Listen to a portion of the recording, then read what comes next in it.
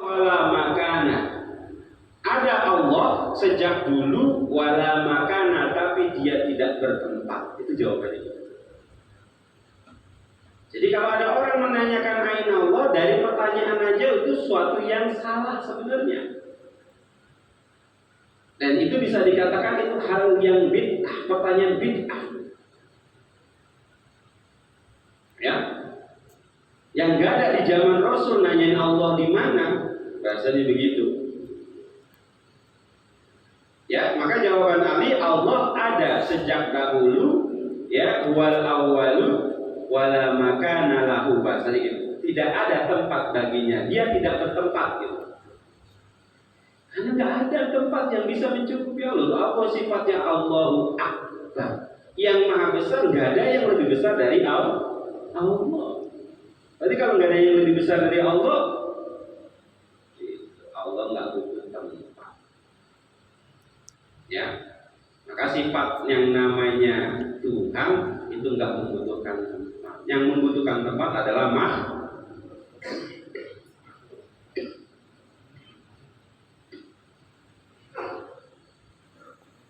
Ketika Allah ada sejak dahulu, kemudian Allah menciptakan yang namanya waktu. Allah menciptakan yang namanya waktu. Kita kenal dulu ada namanya zaman azali. Ya. Sebelum hari kita nggak kenal tuh zaman apa namanya. Kita tahu adanya sejarah kita setelah kita ada, atau sejarah manusia setelah Allah ceritakan Adam. Kapan tuh? Kita juga bingung. Ya, tahun berapa? Nabi aja tahunnya tahun berapa? Lahirin tahun gajah. Ya, ayo. Nabi Muhammad aja tahunnya tahun gajah. Tahun berapa ya? Allah a'lam. Karena ketika itu ada peristiwa besar, gajah, pasukan gajah Abraha pengen ngancurin. Akhirnya dinamakan tahunnya itu tahun gajah. Itu aja orang nyebutinnya bingung. Apalagi zamannya Nabi Adam, apalagi sebelum ada manusia. Beda ya. Allah yang menciptakan zaman itu, waktu itu. Gitu. Ya kalau nggak diceritain di dalam Al-Quran, kisah itu kan, kisah-kisah itu kita nggak tahu itu. Bahkan kadang-kadang menjadi perdebatan. Setelah Allah ada itu, Allah ciptakan yang namanya zaman itu waktu, wal makan dan tempat. Wawalan kamakana. Terus sekarang dia bagaimana?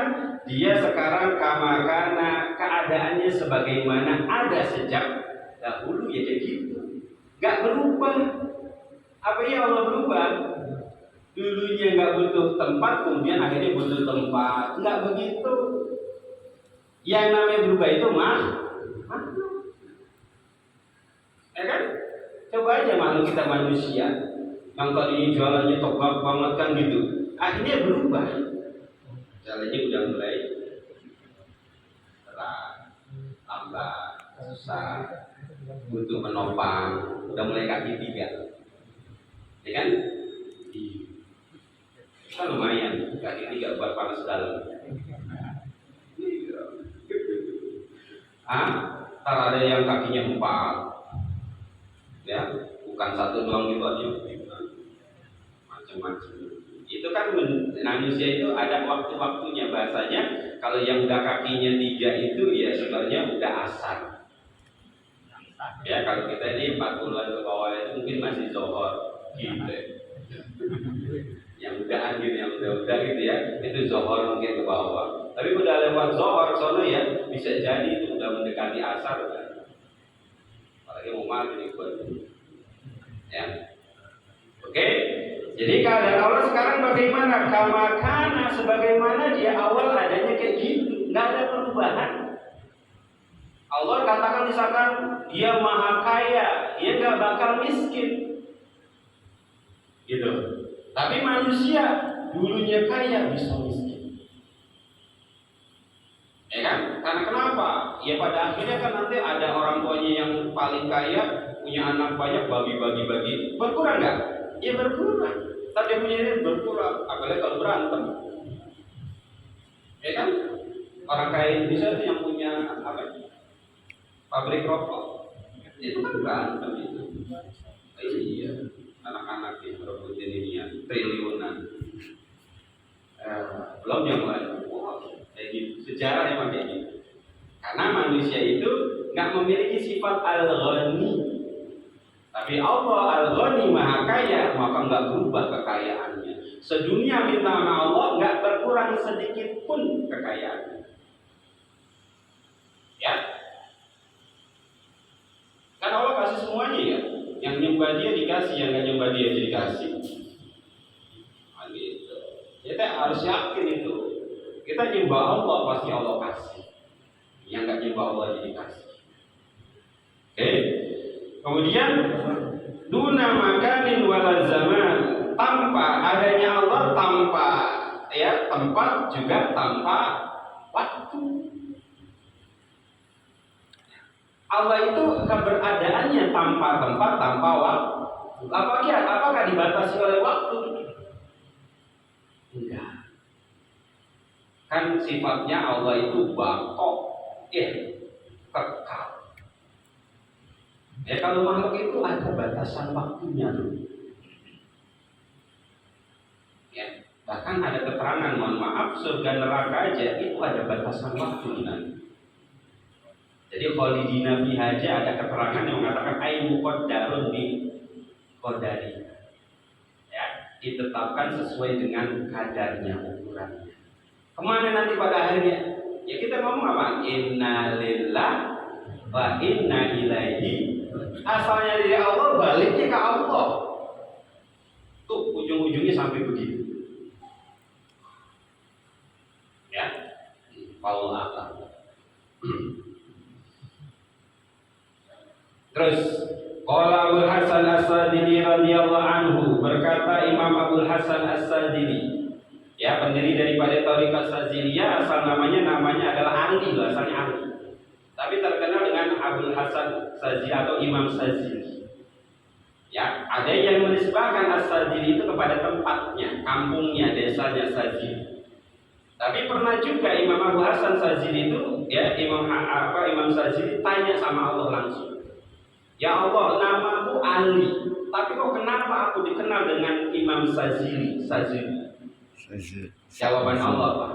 Dikasih ilham, ya, dikatakan li annaka sazuli. Apa arti saz? Saz itu kan sesuatu yang beda, aneh. ya kan? Ada hadis saz, ya kan? Hadis doa itu kan namanya ada hadis saznya. Hadis yang bertentangan atau sangat beda dengan menurut hadis yang sahih atau beda atau aneh. Hadis sahih itu kan gitu, riwayat yang aneh, yang beda, yang jauh dari ini. Nah, Imam Sadzili itu kata Allah, li'annaka sazli, karena engkau sangat beda menurutku, aneh. Orang-orang pada cinta dunia, dia nggak cinta dunia. Orang-orang cinta akhirat, dia juga nggak cinta akhirat. Yang dicintai Allah. Dunia akhirat enggak. Kan aneh ya, orang kayak gitu. Sahabat Nabi juga kan gitu.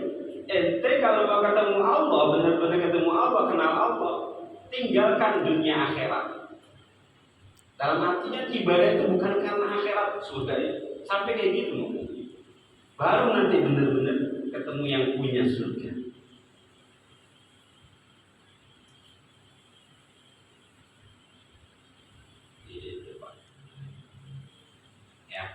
Oleh karena itu keistimewaannya Imam Sadzili tahu gak? Seumur hidupnya sejak dia balik karomahnya, setiap tahun Allah kasih jadwal bisa tahu Lailatul Qadar. Punya jadwal dia. Kalau puasanya jatuh hari ini, Lailatul Qadarnya hari ini. Kalau tanggal di hari ini, tanggal ini hari ini, dia punya jadwal. Ya, tapi kita jangan jebak-jebak di situ. Itu buat dia. Ya. Pas setelah beliau meninggal bisa jadi jadwalnya berubah, benar nggak? Nah, kita pakai itu udah jadwal itu. Ya, kata Allah, buat capek. Itu buat kekasihku. Itu mau pakai jadwal-jadwal orang. Itu bikin jadwal sendiri. Ya kan? Ya benar. Ada itu di dalam kitab manaqibnya Imam Hasan Sadzili itu. Dia dia balik itu udah Allah kasih jadwal tentang Lailatul Qadar.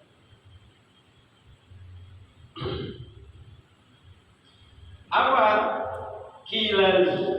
Nah ini kilali dikatakan kepadaku di sini adalah khawatif ataupun ilham dari Allah. Ya, karena dia bukan nabi, bukan rasul, kita nggak bisa mengatakan itu wahyu, tapi ilham atau khawatif. Kilali dikatakan kepadaku, ya Ali. Nah, panggilannya Ali kan? Ya Ali, bi kul. Wahai Ali, bersamaku atau denganku, kul, ucapkanlah. Kalau orang-orang kayak gitu, ucapan dan sebagainya pasti bersama Allah. Kalau ucapannya sudah bersama Allah, ya seperti Allah berucap dah. Ya kan? Sering kejadian kalau ucapan Allah kan gitu ya, kalau udah Allah ngomong terus benar sesuai gitu. Masa Allah saja itu termasuk karamahnya itu tahu-tahuan. Dia bahkan bisa tahu hati orang. Ya, bersihin orang aja dia bisa tahu. Itu diantara karamahnya. Kemudian apa lagi yang Allah katakan? Wa alayya dulla. Dan kepadaku lah tunjukkan manusia. Maksudnya apa? Ilmu semuanya harus ditunjukin, dipentogin ke Allah. Jangan ilmu ditunjukkan kok akhirnya ke ilmu. Akhirnya jadi orang sombong dengan itu. Semuanya harus ditunjukkan sampai mentoknya ke Allah. Dulla alayya dulla. Dan atas pula kepada pula tunjukkan mereka. Nah, itu amal ibadah itu ya tunjukin sampai mentoknya ke Allah. Kok mentoknya sampai pada kekuatan kita, ngakuin kita bisa ibadah, itu makanya nggak bakal sampai pindah kepada iya karena nasta'in. Dia mampunya hanya masih kepada iya karena kalau masih merasa bisa dengan dirinya sendiri. Hati-hati tuh, jauh Pak bedanya antara amal ibadah iya karena itu dengan amal ibadah yang udah iya karena nasta'in. Orang yang amal iya karena itu bisa jadi dia meninggalkan ayat iya karena nasta'in karena kenapa? Belum bisa hilang dari rasa dan merasa dirinya bisa ibadah. Tapi kalau orang yang udah iya karena nasta'in, ibadahnya dijalani tapi nggak merasa melakukan ibadah itu karena kekuatan dirinya. Harus berpindah. Hijrah itu begitu Pak. Jangan hijrah itu dari makhluk ke makhluk lagi. Ya, kita mengandalkan kekuatan kita berarti hijrahnya dari makhluk ke makhluk lagi. Tapi kalau hijrahnya kepada iya karena nasta'in gitu, hijrahnya ke Allah. Faman kana hijratu ila Allah. Itu jelas hadisnya. Ya, hadisnya jelas. Jadi harus hijrah ke Allah. Jangan ke makhluk lagi. Kalau ke makhluk lagi satunya seperti tadi itu. Ada keledai, ada kerbau, ada sapi, ada kuda yang dia itu muter-muter suruh buat bikin apa tuh? Pecahin kacang gitu ya. Ini dia nggak tahu udah nyampe enggak. Di situ aja masih. Dianggap udah sampai, padahal masih muter-muter, masih bingung. Maka orang yang kalau udah usul, udah sampai ke Allah keyakinannya, nggak bakal bingung. Dikit-dikit awal bingung, dikit bingung. Namanya Tuhan kok bingung. Itu kata sahabat sini ada ilham khawatir dari Allah Subhanahu wa taala. Wa anal kul kata Allah, dan akulah al-kul semuanya, pemilik semuanya. Allah mengatakan aku al-kul, ada alnya. Kalau kulun masih belum ma'rifat, anal kul, dan akulah pemilik semuanya, pencipta segalanya. Apa aja kan? Pencipta, pemilik dan sebagainya. Dia karena Tuhan. Dijelaskan kama fil hadisil Bukhari. Ini sesuai dengan ya hadis dari hadis yang diriwayatkan oleh Imam Bukhari. Dalam hadis Sahih Bukhari, yaqulullah ta'ala, Allah berkata di dalam hadis qudsinya berfirman, yasubbu ibnu Adam ad-dahra wa ana ad-dahr biyadil lail wan nahar. Anak-anak Adam, manusia itu suka mencaci maki waktu, masa. Wa ana dahr, dan akulah masa. Akulah yang membuat masa. Jika dia mencaci maki masa, berarti dia mencaci maki aku. Biadil lail wan nahar. Di kekuasaan pula, kalau pakai tangan, di tangan pula segala yang terjadi baik di malam dan di siang hari. Dikuatkan lagi dalam hadis Sahih Muslim, wa qala aidan sallallahu la tasubbud dahra. Jangan kalian mencaci maki waktu, masa. Fa innallaha huwa dahru, karena sesungguhnya Allah itu adalah masa, pencipta, pemilik masa. Maka ada orang yang hidup di zaman Jokowi, dia menganggap zaman ini sejelek-jeleknya.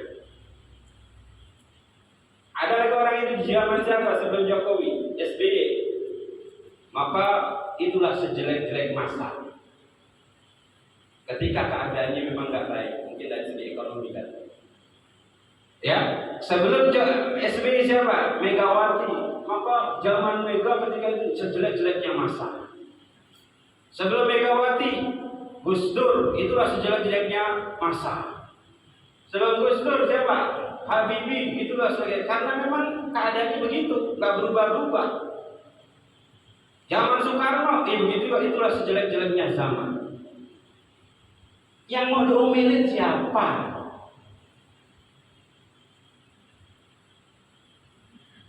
Ayo, ini saya mentongin aja dah udah. Mentoginnya ke Allah loh ya.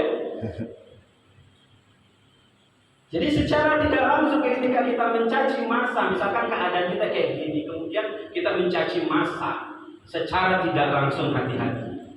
Engkau telah mencaci sang pemilik pencipta masa. Istighfar kan? Astagfirullah.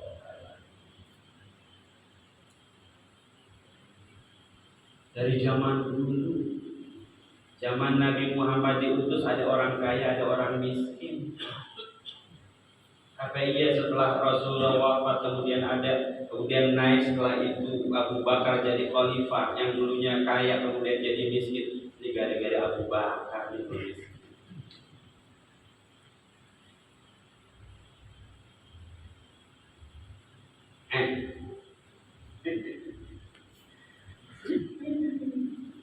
Ya, ini bukan karena ininya ya. Saya berbicara tentang masalah nanti hubungannya dengan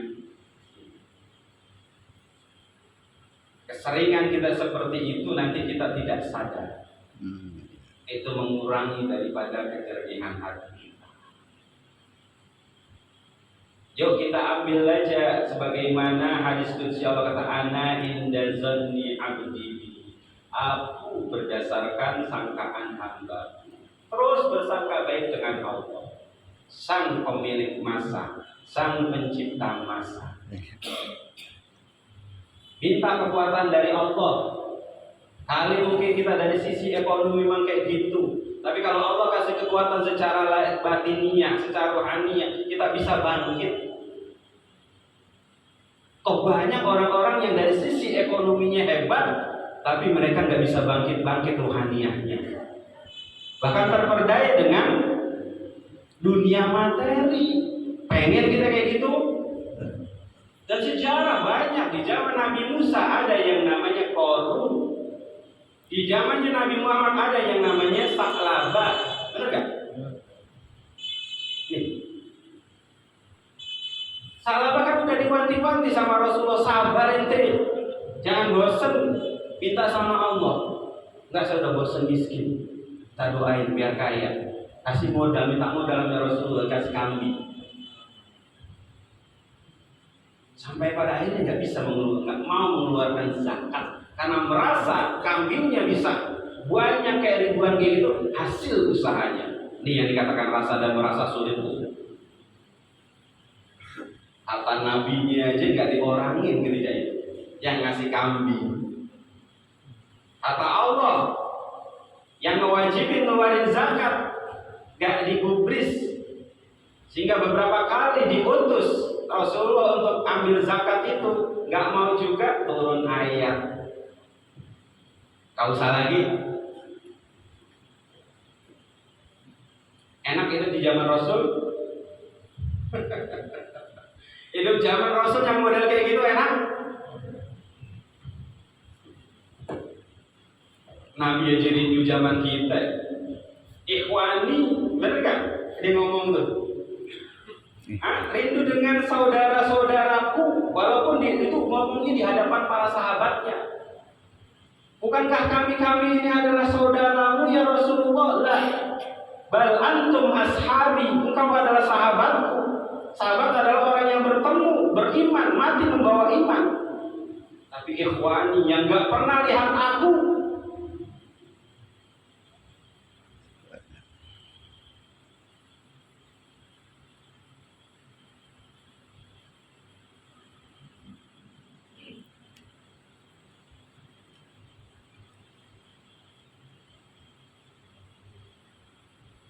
wa tafsiruhu ma fil hadis qablahu, dan penafsiran tentang hal itu ada di dalam hadis ya sebelumnya. Wallahu taala alam.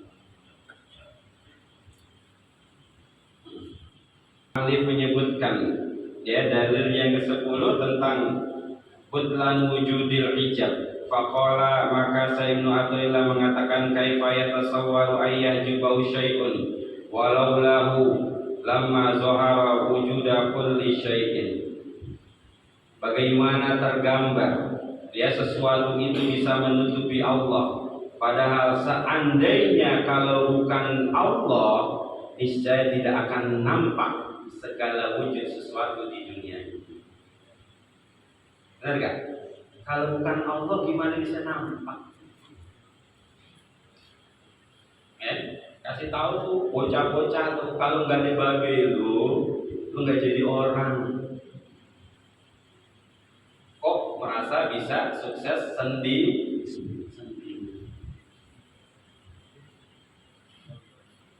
Nggak bisa. Ya, semuanya juga tetap ya ada wasilah. Kita ada di dunia ini wasilahnya, misalkan orang tua, nanti ujung-ujungnya Allah.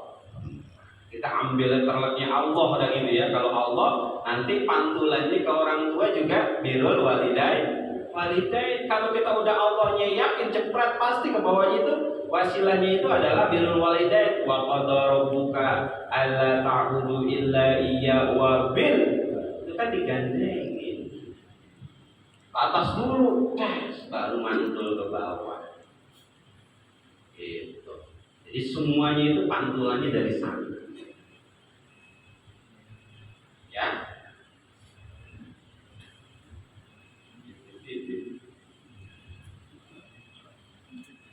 Nah, sampai situ aja. Mudah-mudahan manfaat. Jadi sampai ke 9.